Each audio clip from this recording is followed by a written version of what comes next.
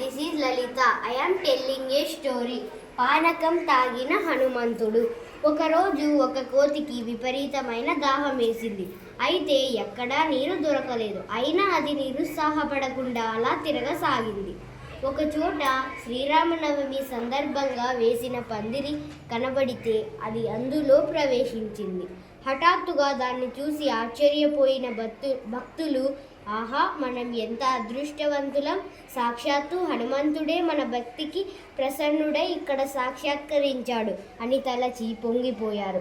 ఒక భక్తుడు ఇచ్చిన పానకాన్ని తాగుతూ కోతి, ఓహో, దాహం కోసం ఇక్కడకు వస్తే ఈ మనుషులు తరిమి కొట్టకుండా భలే రుచికరమైన పానీయం ఇచ్చారే అనుకుంది. పానకం తాగుతున్న ఆ కోతిని చూస్తూ భక్తులు భక్తి పరవశ్యంతో కనులు మూసుకొని హనుమంతుణ్ణి స్తుతించసాగారు. కోతి మాత్రం కాసేపటికి కళ్ళు తెరిచిన భక్తులు ఎదురుగా హనుమంతుడు లేకపోవడం, పానకం పాత్ర ఖాళీ అయిపోయి ఉండడం చూసి తమను కరుణించిన భక్తుడు తమకు దర్శన భాగ్యం కలిగించడమే కాక తాము అందించిన పానకాన్ని స్వీకరించి అంతర్ధానము అయినాడని భావించారు. I love you. Thank you.